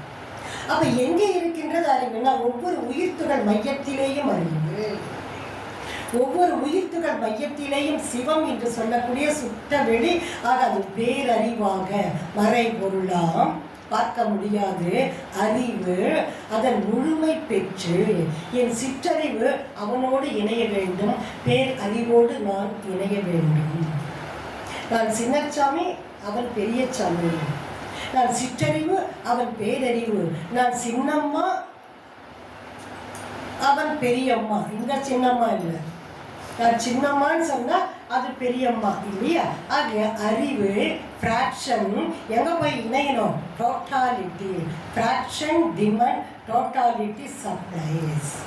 மறைபொருளாம் அறிவு அதன் முழுமை பெற்று, முழுமை பெற்றதுன்னு சொன்னால் மா அமைதி அனுபவிக்கும் நிலைக்களம் ஆகும். முழுமை பெறும் பொழுது சமுத்திரத்தை பார்க்கும்போது மனம் என்ன ஆகுதுங்க? சந்தோஷம் அடைகின்றது. மனிதனின் மனதின் ஒரிஜினாலிட்டி என்னன்னு சொன்னால் அமைதி. மா அமைதி முழுமை பெற்றேன் என்றால் மா அமைதி அனுபவிக்கும் நிலைக்களம் ஆகும். அடுத்த லைன், இறைவனது திருநிலையில் இணையும் அப்போது. எப்படி இணையணும்? சிறுக சிறுக பயின்றால் சித்திக்கும் உண்மை நெறின்னு சொல்வார் சுவாமிஜி. இறைவனது திருநிலையில் இணையும் அப்பொழுது மாசுகள் நிறைய இருக்கு. தவத்தின் மூலமாக அந்த மாசு உள்ள நீரை கொண்டு போய் சுத்த வெளியில் கொட்டி, சுத்தவெளி கடல் நீர் சுத்தமாக இருக்கின்றது. அழுக்க ஒரு குவளை ஒரு ஒரு பக்கெட் அழுக்குன்னு வச்சுக்கோங்க, சமுத்திரத்தில் கொட்டும் பொழுது தெரியாது. சமுதிர நீர் அப்படியே தான் இருக்கும். சுத்தமான நீரை அப்படி கொண்டு வந்து ஆக மறைபொருளாம் அறிவு அதன் முழுமை பெற்று மாமைதி அனுபவிக்கும் நிலைக்களம் ஆகும். இறைவனது திருநிலையில் இணையும் அப்போது இன்ப இணைஞ்சிட்டேன்னு வச்சுக்கோங்க. எனக்கு இன்ப துன்ப விருப்பு வெறுப்பு இவை கடந்து விடும். சுத்த வெளியோடு நான் இணைய சிற்றறிவு பேரோடு இணைய எனக்கு இன்பம் இல்லை, துன்பம் இல்லை, விருப்பு இல்லை, வெறுப்பு இல்லை, விருப்பு வெறுப்பு எல்லாம் கலைந்து. கல்யாணத்துக்கு போகிறோம், ஒரு 10 வகையான பொரியல் பதார்த்தம் ஸ்வீட் எல்லாம் வைக்கிறாங்க. அவர்களோட வசதிக்கு ஏற்றவாறு இலையில எல்லாம் இருக்கும். 18 இருக்கும், 22 இருக்கும். நயன்தாரா திருமணத்துக்கு போனால் 40 50 இருக்கும். அப்புறம் திரிஷா இல்லை, அந்த பொண்ணு கல்யாணமே பண்ணிக்கிறது. இன்னொரு பொண்ணு கல்யாணம் ஆச்சு, மௌனத்தில் வேறு இருக்கிறோம். ஓ கீர்த்தி சுரேஷா. அப்போ நிறைய இருக்கும். அவங்க செல்வத்துக்கு ஏற்றவாறு அப்படி இருக்கும். எல்லாத்தையும் விற்கிறான்னு வச்சுக்கோங்க. எல்லாம் அப்படியே பார்க்கணும். பார்த்த உடனே ஒரு அப்பளத்தை கொண்டாந்து விற்பாங்க. என்னதான் செல்வமாக இருந்தாலும் பேர் போட்ட அப்பளமும் இருக்கும். அந்த அப்பளத்தை வச்சு எங்கள் வீட்டுக்கார கணவர் இல்லையில் அப்பளம் வைக்கிறதுக்குள்ள நான் என்ன பண்ணுறேன், அப்பளத்தை ஒரு தட்டு தட்டுறேன். பட அப்பளம் உடஞ்சி போயிடும். எல்லாம் அதான் பண்ணுறோம். அப்படி தட்டலைன்னு வச்சுக்கோங்க, காற்றில் பட்டு அப்பளம் என்னவாக மாறிடும், நமுத்து போயிடும். அதுபோல நான் அவனோடு மேலே சென்று கலந்து வர நான் அவனை எப்படி ஆகும், நமுத்து போன அப்பளம் மாதிரி ஆகிடும். எல்லாரும் நல்லவங்க தான், நான் தான் என்னை மாற்றிக்கணும். என் பசங்க நல்லவங்க தான், என் கணவன் நல்லவங்க தான், என் மனைவி நல்லவங்க தான், என் சொந்த பந்தம் நல்லவங்க தான். யாரும் சரியில்லை, நான் சரியில்லை. அப்போ நமுத்து போன அப்பளம் மாதிரி நான் மாறிட்டேன்னு சொன்னால் இன்பம் இல்லை, துன்பம் இல்லை, விருப்பு இல்லை, வெறுப்பு இல்லை. அது இன்ப துன்ப வெறுப்பு இவை கடந்து நிறைவு பெறும் அமைதி எனக்கு கிடைக்கும். நிகழ்வதெல்லாம் பேரின்ப ஊற்றாய் மாறும். அது என்ன ஊற்று? பேரின்ப கடலாக மாறுன்னு சொல்லலாம் இல்லையா, பேரின்ப ஆறாக மாறுன்னு சொல்லலாம் இல்லையா. ஏன் பேரின்ப ஊற்ற சாமிஜி சொன்னாங்க அப்படின்னு சொன்னா, ஊற்று உள்ளிருந்து தானாக வருவது. ஊற்று கடல் அல்ல, ஊற்று உள்ளிருந்து இன்ப ஊற்றாய் நிறைந்த இறைவா. பாட்டெல்லாம் பாடுறோம் இல்லையா. ஆக ஊற்று என்பது தானாக வருவது, யாராலும் அதற்கு தடை விதிக்க முடியாத. அதைத்தான் எல்லா இடத்திலேயும் சுவாமிஜி அன்பு ஊற்றாம் இல்லறத்தில் இன்ப ஊற்றாய் நிறைந்த இறைவா. ஆக எப்படி இருக்கணும், நாங்கள் நம்மளாம் எப்படி இருக்கணும், ஊற்றாக அன்பும் கருணையுமாக நாம் இருக்க வேண்டும். அதே குறைபோக்கும் குண்டலினி தவத்தின் மூலம் குவிந்து மனம் உயிரோடு உறையும். மேலும் மறைபொருளாம் அறிவு அதன் முழுமை பெற்று மா அமைதி அனுபவிக்கும் நிலைக்களம் ஆகும். இறைவனது திருநிலையில் இணையும். அப்போது இன்ப துன்ப விருப்பு வெறுப்பு இவை கடந்து நிறைவு பெறும். தீய வினை அகலும். வாழ்வில் நிகழ்வதெல்லாம் பேரின்ப உற்சாகம் ஆகும். அந்த அளவுக்கு நம்ம தவத்துக்கு பேர் என்ன தெரியுங்களா, ராஜ யோகம். ராஜ யோகம் எனும் குண்டலினி யோகம். ஆக தவத்தின் மூலமாக அப்ப மௌனம் ஈக்குவல் டு மாபெரும் தவம். டீ பிரேக் எத்தனை மணிக்கு நீங்க? சரி, ஓகே. ஏன்னா அதை நான் கொஞ்சம் கேட்டுக்கணும் இல்லையா. அப்ப மௌனம் ஈக்குவல் டு மாபெரும் தவம். இப்போ இதெல்லாம் சொன்னோம் இல்லையா. அப்போ மௌனத்தில் என்ன சாமி சொல்லியிருக்காங்க அப்படின்னு சொன்னால், தவம் மௌனம் ஈக்குவல் டு மாபெரும் தவம். தவத்தோடு கூடிய தற்சோதனை. தவம் மட்டும் போராது. ராவணன் சிவயோகி தவயோகி அதெல்லாம் தவம் பண்ணுவாங்க. வீணையை மீட்னா மனை கரையும். அந்த அளவுக்கு தவயோகி என்ன பண்ணலை, தற்சோதனை பண்ணவில்லை. மாற்றான் மனைவியின் மேல் மையல் கொண்டான். தவம் இல்லாத தற்சோதனை பலவீனமானது. தற்சோதனை இல்லாத தவம் சிறப்பானது அல்லன்னு சொல்லுவாங்க. ஆக மௌனம் மாபெரும் தவம், தவத்தோடு கூடிய தற்சோதனை. இரண்டாவது ஜஸ்ட் ஒரு 5 பாயிண்ட். மௌனம் மனதை சீரமைக்கும் ஒரு பயிற்சி. எல்லாம் என் மனதுக்குள்ளாகத்தான் இருக்கின்றது. மனதிலே உடையெல்லாம் மற்றங்கே தேடுவே. மனதிலே உலையெல்லாம் வெளியில தேட முடியாது. ஆக மௌனம் ஈக்குவல் டு மனதை சீரமைக்கும் ஒரு பயிற்சி. ஆசையை சீரமைத்தல் அகத்தாய் படிக்கிறோம் இல்லையா. ஆக என் மனதை சீரமைத்தால் மரத்தின் உயர்வுதான் மனிதனின் உயர்வு, மரத்தின் தரம்தான் மனிதனின் தரம், மரத்தின் மாண்புதான் மனிதனின் மாண்பு. ஆக மௌனம் மனதை சீரமைக்கும் ஒரு பயிற்சி. மௌனம் ஈக்குவல் டு அவையாக்கூடியது. மௌனம் ஈக்குவல் டு ஞான வரம்பு. ஞானம் என்பது அறிவை அறிந்த தெளிந்த நிலை. அப்போ மௌனம் ஈக்குவல் டு ஞான வரம்பு. ஞானத்தின் எல்லை மௌனம். ஞானம் சாமிஜிக்குரியது. ஞானம் என்பது அறிவை அறிந்த தெளிந்த நிலை. அறியப்படுவதால் அறிவு, உணரப்படுவதால் ஞானம். காக்கா கருப்பு அறியப்படுவதால் சொல்றாங்க இல்லையா? அப்போ காக்கா கருப்பு அறிவு, கருப்பா இருக்கிறதெல்லாம் காக்கா இல்லை, ஞானம். குயிலும் கருப்பு தானே இல்லையா? ஆக அறிவுக்கும் ஞானம். அறிவை ஏட்டின் மூலமாக பெற முடியும். படித்து நம்ம அறிவை வளர்த்துக்கலாம். அப்போ ஞானத்தை தவத்தின் மூலமாகத்தான் பெற முடியும். அப்போ மௌனம் என்பது ஞான வரம்பு. ஞானம் என்பது அறிவை அறிந்த தெளிந்த நிலை. மௌனமாக இரு, இருதயத்தின் குரல் உனக்கு கேட்கும். காந்தி மகன் கூறுகிறது. தொலைந்து போன என்னை தேடுவதற்கு மௌனம் சிறந்த ஒரு பயிற்சி. தொலைஞ்சிட்டோம். எதில் தொலைஞ்சிட்டோம்? பொருட்கவர்ச்சி, புலன்கவர்ச்சி, கண்டதே காட்சி, கொண்டதே கோலம், இன்னும் வேண்டும் இன்னும் வேண்டும் என்ற நிலை தொலைஞ்சு போயிட்டோம். பொருட்கவர்ச்சி, புலன்கவர்ச்சி, கண்டதே காட்சி, கொண்டதே கோலம், இருக்கிறது போதல இன்னும் வேண்டும் இன்னும் வேண்டும். தொலைந்து போன என்னை தேடுவதற்கு மௌனம் சிறந்த ஒரு பயிற்சி. திருவான்மையூரில் 92 எனக்கு பேராசிரியர் சுவாமிஜி எழுதி வைக்கிறார் உள்ள நோட்டில். டாக்டர் ஞானசுந்தரி அம்மாவும் நானும் உள்ளே போகிறோம். அதுக்கு ஒரு மாதத்துக்கு முன்னே உள்ளே போகும்பொழுது ரூமுக்குள்ளே, சாமிஜி ரூமுக்குள்ளே மனப்பேரும் மகப்பேருங்கிற புத்தகம் டாக்டர் ஞானசுந்தரி அம்மையார் எழுதியிருக்காங்க. விலை ரூபாய் 500. குளோபரி புக்கு 500 ரூபாய் கொடுத்து வாங்க வேண்டிய சக்தி அப்போ கிடையாது. சொன்னாருங்க, எங்கள் அப்பா அம்மா மாமனார் நாங்கள் 4 பேர். என்னை வைத்து சொந்த பந்தமெல்லாம் சென்னைக்கு நான் தான் ஃபஸ்ட்டு. படிக்க எல்லாம் எங்கிட்ட வருவாங்க. ஒரு சம்பளம் 7-8 பேர் சாப்பிட்ணும். 500 ரூபா கொடுத்து அந்த புத்தகத்தை வாங்குவதற்கு எனக்கு அப்போ வசதி கிடையாது. இப்போ போய் வாங்க முடியுமான்னு கேட்டால் எங்கேயும் வாங்க முடியாது, கிடையாது. தெரியல, நாங்கள் வந்துட்டு போடுவோம். சாமிஜி கிட்ட அம்மா அந்த புக்கை கொடுக்குறாங்க. சாமிஜி வாங்கி கல்லான்னு என்னை கூப்பிடுறாங்க. சாமிஜி 6 ரூமுக்குள்ளே ஃபுல்லாக ஒரு ரூம் இருக்கும். இது போல் ஒரு ரூம் இருக்கும். ஏன்னா அப்போ உமா இல்லை, என்னை உள்ளே கூப்பிட்டு 10,000 ரூபாய் கொடுக்குறாங்க. புத்தகத்தின் விலை 500. அவர் கொடுத்தது என்னன்னு தெரியாது. இது கொடுத்து நம்ம சார்பாக அம்மாவுக்கு கொடுக்கலாமான்னு என்னை கேட்குறாரு சுவாமிஜி. நம்ம சார்பாக இது அம்மாவுக்கு ப்ரெசென்ட் பண்ணலாமா? கொடுங்க சாமிஜி, கொடுக்கலாம் சாமிஜின்னு. அப்புறம் சாமிஜி உட்காந்தாங்க. சாமிஜி அம்மா கிட்ட அந்த ரூபாய் கொடுத்தாங்க. எவ்வளோன்னு தெரியாது. அப்புறம் அம்மா வாங்கிட்டாங்க. ஒரு மாதம் கழிந்து நானும் டாக்டர் அம்மா மறுபடியும் துரியாதீன தவறு கொடுக்கலாம் வாங்கிட்டு நான் எல்லாரையும் கூப்பிட்டு போகிறேன். சாமிஜி ரூமில் போய் டாக்டர் அம்மா நானும் உட்காரேன்.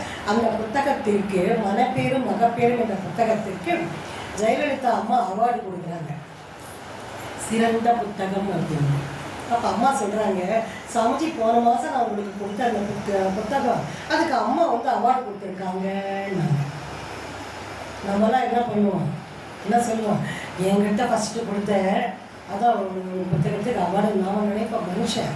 சாமிஜி என்ன சொல்கிறாங்க, அது ஒன்றும் இல்லைம்மா, காக்கா உட்கார பணம்பழ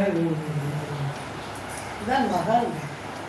ஓடும் செம்பொண்ணும் ஒக்கவே நோக்குவர் மகான்கள். ஓட்டத்துக்கு மேலே போடுவோம், செம்பளத்துக்கு பொண்ணத்துக்கு கழுத்தில் போடுவோம் மனுஷன். அது ஒன்றும் இல்லைம்மா, காக்கா உட்கார பணம்பழம் விழுந்தார். அப்புறம் எனக்கு பேப்பரில் எனக்கு காமிக்கிறாங்க. பாருமா, அதுக்குள்ள நான் நன்றி உரை பேசுகிறேன். அதெல்லாம் சாமிஜி கேட்டாங்க. அப்போ என் பேரை எழுதி, அப்போ யாருமே இல்லை பேராசிரியர், அங்கே இருக்க நீ ஃபஸ்ட்டு, நான் 2வது சென்னை. என் பேரை எழுதி கலாம் ஆசை தம்பி, உன் பேர் இப்போதாவா எழுதுனா பேராசிரியர் அப்படின்னா உட்காந்து டக்குன்னு எழுந்துட்டேன். சாமிஜி நான் ரொம்ப படிக்கிற சாமிஜி. அப்போ அந்த உருவத்தை நான் பார்க்குறேன், விஸ்வரூப தரிசனம். கர்ணனுக்கு காட்சி கொடுத்தார் பாருங்க, அந்த சேரை விட்டு பார்த்தா அப்படியே ரூம் முழுக்க விஸ்வரூப தரிசனம். அப்படியே அப்படி பார்க்குறேன். பார்த்த உடனே சாமிஜி உட்காருமான்னாங்க. சாமிஜி அது ரொம்ப படிக்கல சாமிஜி, 92 படிக்கல சாமிஜின்னு. என்னம்மா படிச்சிருக்கேன்னு கேட்டாங்க. எஸ்எல்சி, எஸ்எஸ்எல்சின்னு சொல்கிறது இல்லை, எஸ்எல்சி அப்படின்ட்டு நான் சொல்லும் பொழுது செகண்டரி ஸ்கூல் லீவிங் சர்டிஃபிகேட் இதான் நான் எஸ்எல்சி அப்படிங்கும்போது சாமி சொன்னாங்க, ஏமா உங்களையே நீங்கள் தாழ்த்திக்கிறீங்க, நீங்கள்லாம் நல்ல ஹை லெவலில் வரணுன்றதுக்காகத்தானே தாய்மான சுவாமிகள் இவர். அப்போ நாங்கள்லாம் உங்களுக்காக பாடுபடுறோம், நீங்கள் என்னப்பா படிக்கணுன்றீங்க, கொடுக்குற பேராசிரியரை வேண்டாங்கிறீங்க அப்படிங்கும்போது சாமி சொன்னாங்க, இனிமேல் யாராவது கேட்டாங்கன்னு சொன்னால் ஐசிஎஸ் படிச்சிருக்கேன்னு சொல்லுன்னாங்க. என்ன சாமிஜி ஐசிஎஸ்? ஐஏஎஸ் கேள்விப்பட்டிருக்கோம், அப்புறம் சிலதெல்லாம் இல்லையா ஐபிஎஸ் கேள்விப்பட்டிருக்கோம். ஐசிஎஸ் என்ன சாமி சாமி சொன்னாங்க, இந்தியன் குக்கிங் சர்வீஸ். என்னங்க இந்தியன் குக்கிங் சர்வீஸ்ன்னு யாராவது கேட்டால் ஐசிஎஸ் மட்டும் சொல்லுங்கன்னாங்க. எல்லாம் முடிச்சுட்டோம். அப்புறம் வெளியே உட்காந்து ஒரு பேங்க் மேனேஜர் பேசினாங்க. சாமிஜி நம்மகிட்ட 1.5 லட்சம் ரூபாய் இருக்குது பேங்க்கில், பேரெல்லாம் படிச்சுட்டாரு, பேராசிரியர் பேரெல்லாம் படிச்சுட்டாங்க. ஒரு தம்பி எழுந்து நின்று கேட்டாங்க, சாமிஜி நான் எனக்கு வரலையே பேராசிரியர் அப்படின்னாங்க.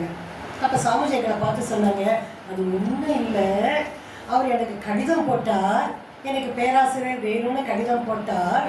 பேராசிரியர் கேட்டு பெறுவது அல்ல, தானாக வருவதுன்றாங்க. சின்ன சின்ன பாயிண்ட்ஸ் பாருங்க. இப்போல்லாம் ரெக்கமெண்டேஷன் இல்லை, அப்போல்லாம் எனக்கு தானாக வந்தது. பேராசிரியர் கேட்டு பெறுவது அல்ல, தானாக வர வேண்டும் பேராசிரியர். நாங்கள் கிண்டலாக சொல்லுவோம், பொறுப்புள்ள ஆசிரியர் உண்மை பொறுப்பாசிரியர், பொறுப்புள்ள ஆசிரியர் பொறுப்பாசிரியர், செயலுக்கு வீரர் செயலாளர், காசை பார்த்து பார்த்து கணக்காக செலவு பண்ணுறவர் காசாளர், பேருக்கு ஆசிரியர் பேராசிரியர், பேருக்கு ஆசிரியர் அப்படின்னு. அப்போ அந்த பேங்க் மேனேஜர் இதை தூக்கி அந்த பேங்க்கில் போகலாம், அதை தூக்கி இந்த பேங்க்கில் போகலாம், இதுக்கு இங்கே நிறைய வட்டி வரும், இதை தூக்கி அங்கே போகலாம், அங்கே நிறைய வட்டி வரும். அப்புறம் நம்ம பில்டிங் ரூம் பெருசாக்கலாம் சாமிஜின்னு ஒரு பேங்க் ஆஃபீஸர் 1.5 லட்சம் ரூபாய் இருக்க பேங்க்கில் இப்படியெல்லாம் போட்டால் சீக்கிரம் 2 லட்சம் ஆகணும்போது சாமி சொன்ன ஒரு வார்த்தை, பொதார் சேர சேர பொதார் சேர சேர சேர பாம்பு பூந்துக்கும், பூராம் பூந்துக்கும், எல்லாம் உள்ள பூந்துக்கும். அந்த பொதார் வேண்டாம்பா, இருக்கிற காசு அப்படியே இருக்கட்டும். இதுதான் புலன் கவர்ச்சி, பொருள் கவர்ச்சி, கண்டதை காட்சி, கொண்டதை போல. இன்னும் அப்பதான் சாமி சொன்னாங்க, இன்னும் வேண்டும் இன்னும் வேண்டும் என்ற நிலை இல்லாமல் இருந்தோம்னா தொலைந்து போன என்னை நான் தேடுவதற்கு மௌனம் சிறந்த ஒரு பயிற்சி. தேடுதல், தெளிவு பெறுதல், நிலை பெறுதல், மாதவம் செய்தல். ஒரு காலத்தில் நாங்கள் மன்றம் எங்கே எங்கே என்று தேடி சென்ற காலமெல்லாம் திருவொச்சூர், பிராட்வே டு திருவான்மையூர் இறங்கி ஆட்டோ காசு கிடையாது, நடந்து கிடுகிடுகிடு ஒன்றும் செகண்ட் ஸ்ரீவார்டு. அந்த காலம் அதெல்லாம். இப்போ நீங்கள் எங்கே இருக்கின்றீர்களோ மன்றம் அங்கே வந்து கொண்டு இருக்கின்றது. தேடுதல், உள்ள உட்காரம், தெளிவு பெறுதல், எண்ணம், ஆசை, சினம், கவலை, வாழ்க்கை தத்துவம், வாழ்த்தும் பயணம், ப்ராக்டிக்கல் அண்ட் தியரி, தெளிவு பெறுகின்றோம். நிலை பெறுதல் ரொம்ப நல்லா இருக்கு. எல்லாத்தையும் விட நமக்கு பிளாக் மார்க் ஒன்றுமே கிடையாது. எல்லாத்தையும் பிளாக் மார்க் இருக்கு.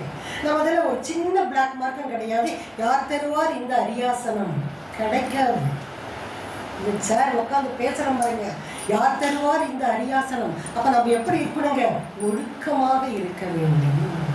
தெளிவு பெறுதல், பிறகுதான் நிலை பெறுதல், தேடுதல், தெளிவு பெறுதல், நல்லா இருக்கு நிலை பெறுதல், அப்புறம் தாங்க மாதவம் செய்தல். வாழ்க்கையில் தவமல்ல தவமே வாழ்க்கையாக. 5 வேளை தொழுகை பெண்கள் தானே பண்ணுறாங்க. ட்ரெயினில் இருந்தாலும் அழகாக விரிச்சிக்கிறாங்க, வஜ்ராசனம் போடுறாங்க, ராயிலாகி இல்லைன்றாங்க. நம்ம பார்க்குறோம், ஐயோ வெக்கமாக இருக்கு, அவர் நம்மளை பார்ப்பாரு ட்ரெயினில் நினைக்கிறோமா இல்லையா? அது எங்கே இருந்தாலும் என்ன தொழில் செய்தாலும் 5 வேளை தொழுகை அவங்க பண்ணுறாங்கன்னு சொன்னால் நம்ம 2 முறை பண்ணால் போதும். காலை டியூன் பண்ணுங்க, மாலை டியூன் பண்ணுங்க, டியூன் பண்ண மறுநாள் காலை வரை வரும். காலை டியூன் பண்ணுங்க, இரவு 6 மணி வரைக்கும் நமக்கு கிடைக்கும். அதைத்தான் வாழ்க்கையில் தவமல்ல தவமே வாழ்க்கையாக. தேடுதல், தெளிவு பெறுதல், நிலை பெறுதல், மாதவம் செய்தல், ஓர்மை, கான்சன்ட்ரேஷன், செய்ய செய்ய ஷார்ப்னஸ், கூர்மை எனக்கு வந்துவிடும். கூர்மை வர வர சாமி சொல்றாங்க சீர்மைன்னு வாங்க. நான் கொஞ்சம் மாற்றி சொல்றேன், கரெக்டாக வரும். அப்போ ஓர்மை கூர்மை நேர்மை எனக்கு கிடைக்கும். அப்போ கூர்மை வில் பவர் கிடைக்க கிடைக்க எனக்கு என்ன கிடைக்குங்க? நேர்மை கிடைக்கும். என் மனசாட்சி எனக்கு பேசும், நல்லது எது கெட்டது என்று எனக்கு பேசும். பேச பேச பேச சீர்மை கிடைக்கும். அப்போ நேர்மைன்னு சாமிஜிக்கிட்ட ஒரு அன்பர் வந்து கேட்டாருங்க, சாமிஜி தக்காளி ஜூஸுக்கு ஐஎஸ்ஐ புத்தகம் முத்திரை ஓகே பார்த்து டக்கு டக்கு டக்குன்னு குத்திட்டு போயிடுவேன். 2 மாசமா பூசணிக்காய் சாறு வருது. நான் இப்போ தான் தியானம் எடுத்துட்டேன். பூசணிக்காய் சாருக்கு ஐஎஸ்ஐ குத்துன்னு சொல்கிறாங்க. எனக்கு வந்து பொய் சொல்ல பிடிக்கலை. அப்போ எப்படி சாமிஜி வேலையை ரிசைன் பண்ணலாம் இருக்கேன்னாங்க. நல்ல உயர்ந்த அதிகாரி தான். சாமிஜி வீட்டில் இருக்கும்போது அவங்க வந்து கேட்குறாங்க, சாமி சொல்கிறாங்க, யோ தக்காளி சாரை விட பூசணிக்காய் சாறு ரொம்ப நல்லது. கரெக்டு தானே? ஆக சாமிஜி அப்போ சொன்னது 95 சொன்னது, தக்காளி சாரை விட பூசணிக்காய் சாறு ரொம்ப நல்லதுயா. நீ என்ன பண்ணுற, கண்ணை மூடிட்டு டக்கு டக்கு டக்குன்னு குத்திட்டு போயிட்டே இரு பேஷான்ட்டாருங்க சாமிஜி. இதுக்காக நீ வேலையை லேசானதை ராஜினாமா பண்ணாங்கன்ட்டாங்க சாமிஜி. அப்படி இன்னொன்று சொன்னாங்க, ஒரு வீடு கட்டணும், இந்த வீடு டெரஸ் போனோன்னு வச்சுக்கோங்க, 5 லட்சம் ரூபாய் கவர்மெண்ட் எனக்கு லோன் கொடுக்குது. அப்போ சாமிஜி சொல்கிறாங்க, எப்போ கேட்குறாங்க, 5 லட்சம் ரூபாய் லோன் கொடுக்குறேன். அவர் வந்து நான் வந்து கமிஷனெல்லாம் கொடுக்க மாட்டேன் அப்படின்னு அவர் சொல்கிறார். அதாவது அந்த இதை லஞ்சம் அது கொடுக்க மாட்டேன். லஞ்சம் கொடுத்தா 50,000 லஞ்சம் கொடுத்தா 10வது நாள் 5 லட்சம் ரூபாய் சாங்ஷன். நான் மனவளக்கலை யோகி நான் வந்து லஞ்சம் கொடுக்க மாட்டேன்னு சொன்னால் 6 மாதம் கழித்து 5 லட்சம் ரூபாய் எனக்கு கிடைக்கும். 1 மாதத்துக்குள்ள நான் வாங்குறது 5 லட்சம் ஓகேவா, 6 மாதம் கழித்து 5 லட்சம் வாங்குறது ஓகேவான்னு பார்த்துன்னு சொன்னால் 50,000 தூக்கி கொடுத்துட்டு அதை வாங்கிடுன்னு நான் சொன்னேன். 6 மாதம் 1 இயர் கழிச்சு வாங்கினா சிமெண்ட் விலை, மண் விலை, எல்லா விலை என்ன ஆகும்? ஏறிவிடும். 50,000 போனால் போது கொடுத்துட்டு இதெல்லாம் அந்தந்த நேரத்தில் அதை நம்ம யோசிக்கணும். இல்லை நான் குண்டலினி யோகி, நான் மனசாட்சி அந்நியன் ஒருத்தருக்கா உள்ள அந்த அந்நியன்கிட்ட போய் சொல்லக்கூடாது அப்படின்னு உட்காந்தா அந்த 5 லட்சம் என்ன ஆகும்? 1 வருஷம் கழிச்சு ஐயா கரெக்டாக நான் சொல்கிறது சாமிஜி சொன்னதுதான், நான் சொல்லலாம். 1 வருஷம் ஆகும், 2 வருஷம் கூட ஆகும். அப்போ என்ன ஆகும்? எல்லா வேலையும் மேஸ்திரி வேலை எல்லாமே ஏறி போயிடும். சில நல்லா பார்த்து ஓகே பண்ணிக்கோங்க. அது என்னது? நேர்மை.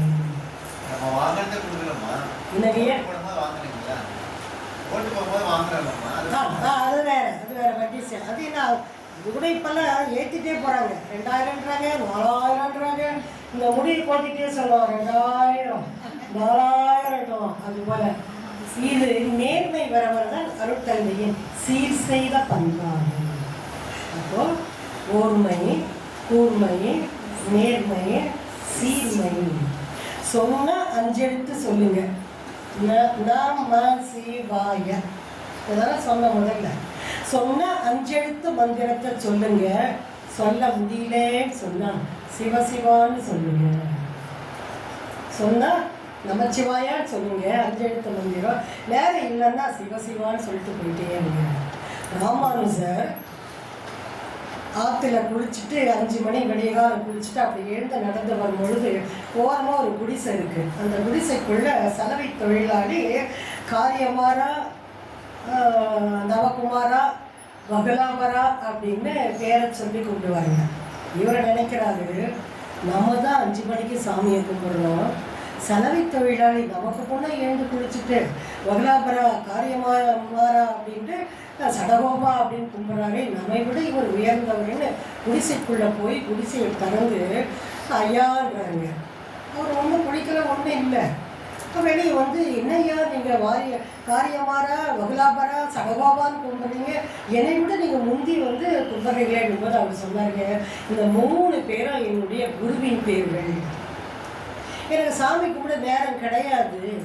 அப்போ குருவின் பேரை சொல்லி அப்புறம் நாராயணான்னு சொல்லி நான் வந்து மூட்டையை தூக்கி கழுது மேலே வச்சு நான் துவைக்க போயிடுவேன். இதான் நான் குடிக்கிறது இல்லை, ஒன்று இல்லைன்னு அவர் சொல்லும்பொழுது இவர் சொல்கிறாரு ராமானுஜர், கெட்டேனே கெட்டேனே சந்நியாசம் வாங்கி கெட்டேனேன்னு கெட்டு போயிட்டாங்க. இது கெட்டேனே கெட்டேனே சந்நியாசம் வாங்கி கெட்டேனே, இல்லறத்தில் இருந்து கொண்டு இல்லற சுகத்தை அனுபவிச்சு நாராயணா வகலாவாரா சடபாபான்னு சொல்லாம இது மாதிரி அந்த என்னது தவக்காலத்தை போட்டு கெட்டேனே கெட்டேனே சந்நியாசம் வாங்கி கெட்டேன்னு இதுதான் அருட்தந்தை வேதாத்திரி மகிழ்ச்சி. இல்லறத்தில் குண்டலினி யோகம். காட்டுக்கு வர வேண்டாம், கமண்டல் எடுக்க வேண்டாம், ருத்ராட்ச கொட்டையை ஊட்ட வேண்டாம்.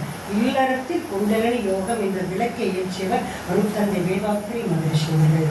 ஓர்மை கூர்மை நேர்மை சீர்மை, ஆக்கம் ஊக்கம், அதாவது தேக்கம். ஜீவகாந்தம் தேங்கி இருக்கு, பேசுறத படிச்சதை போய் சொல்லி நம்ம மன்றத்தில் என்னது தேக்கம். என்னுடைய ஜீவகாந்தம் படித்து மண்டையில் வச்சிருக்க போய் மன்றத்தில் போய் ஒப்பிச்சிட்டோம். அப்போ தேக்கம் வர வர எனக்கு ஊக்கம் வருகின்றது, சொல்லித்தான் ஆகணும் அப்படின்னு. ஊக்கம் வர வர என்ன ஆகுதுங்க, ஆக்கம். பேசி முடிச்சுட்ட தாக்கம், நிறைந்த மனது. இவையும் மௌனத்தில் நாம் அனைவரும் கடைபிடித்துக் கொண்டிருக்கிறோம். ஆக மோனம் வந்தார்க்கு முக்தியும் கைகூடும், மோனம் வந்தார்க்கு சித்தியும் முன்வந்து நிற்கும். மோனம் வந்தார்க்கு முக்தியும் கிடைக்கும், மோனம் வந்தார்க்கு சித்தி மீன்ஸ் வெற்றி என்று பொருள். சித்தி போய் அண்ணாமலை போய் அப்பெல்லாம் அப்புறம் என்ன போய் என்ன வந்து தெரியாது. இப்போ ஓடுது சிறைகடிக்க ஆசை, பாக்யலட்சுமி பார்க்கறவங்க பார்க்கலாம், பார்த்துட்டு அதான் முடிச்சுக்கணும். அவங்க இடம் திருட நேரம் உள்ள வந்து கேட்கலாம் சாவி எங்கம்மா இருக்குன்னு. இதை அழுதுட்டு தலையாடிக்கிட்டு இருக்குன்னு சொல்லி அதை எடுத்து திருடிட்டு வெளியே போகிற வரைக்கும் அந்த 5 பொண்ணுங்க அழுதாங்க சித்தியில. வீடே வீடு மாதிரி ஆகிப்போச்சு. அது போல் இது போல இன்னைக்கு சில பேர் இருக்காங்க, இல்லைன்னு சொல்லலை. ஆக சித்தி போய் அண்ணாமலை. சித்தி என்பது வெற்றி நமக்கு கிடைக்கும். மோனம் வந்தார்க்கு முக்தியும் கைகூடும், மோனம் வந்தார்க்கு சித்தியும் முன்வந்து நிற்கும். ஆக மௌனத்தில் தெளிவான சிந்தனை கிடைக்கும். தெளிவான சிந்தனை வர வர வர மனோசக்தி கூடும். மனோசக்தி கூட கூட மன அமைதி கிடைக்கும். மன அமைதி கிடைக்க கிடைக்க ஜீவகாந்தம் எனக்கு பெருக்கும். ஜீவகாந்தம் பெருகி வர வர என்ன கிடைக்குங்க, நினைப்பது நடக்கும். என்ன நினைக்கிறோம், உடல் நலம், நீலாயுள், நிறை செல்வம், உயர் புகழ், விஞ்ஞானம், ஓங்கி வாழும். வியாபாரம் செய்தால் தனம் பெறுவோம். துட்டு நல்ல வியாபாரம் வந்தால் காசு நிறைய. வியாபாரம் செய்தால் தனம் பெருகும். விவசாயம் செய்தால் தானியம் பெருகும். பறிக்கும்போது மழை வந்துடும். நெல் பால் வைக்கும், நெல் கதிரில் மழை வந்தால் எல்லாமே காலியாகிடும். அப்போ அது வராமல் அதுக்கேற்ற மாதிரி நம்ம பயிரிடணும். ஆடி ஆவணி புரட்டாசி ஐப்பசி அடைமழை கார்த்திகை மழை, அதுக்கு முன்னே அறுவடை எடுத்துடணும். 3 மாதம் இல்லையா? அப்போது வியாபாரம் செய்தால் தனம் பெருகும், விவசாயம் செய்தால் தானியம் பெருகும், தொண்டு செய்தால் புகழ் கிடைக்கும், தர்மம் செய்தால் புண்ணியம் கிடைக்கும். அம்மா தாயே கொடுங்க. தர்மம் செய்தால் அதுவும் பார்த்து கொடுக்கணும். 1 ரூபாய் 2 ரூபாய் 5 ரூபாய் கொடுத்தாங்கன்னு வச்சுக்கோங்க, நம்ம கிட்ட தூக்கி போட்டுருவோம். 10 ரூபாய்க்கு மேலே கிடைக்கணும். தர்மம் செய்தால் புண்ணியம் கிடைக்கும், புகழும் கிடைக்கும். பக்தி செய்தால் அமைதி கிடைக்கும். அமைதி கிடைத்தால் இன்னும் கொஞ்சம் மனம் பேரமைதி கிடைக்கும். மௌனம் கிடைத்தால் முக்தி கிடைக்கும். சும்மா இருந்தால் சுகம் கிடைக்கும். சும்மா இருக்கிறது ரொம்ப கஷ்டங்க. அதுதான் வள்ளலாம்.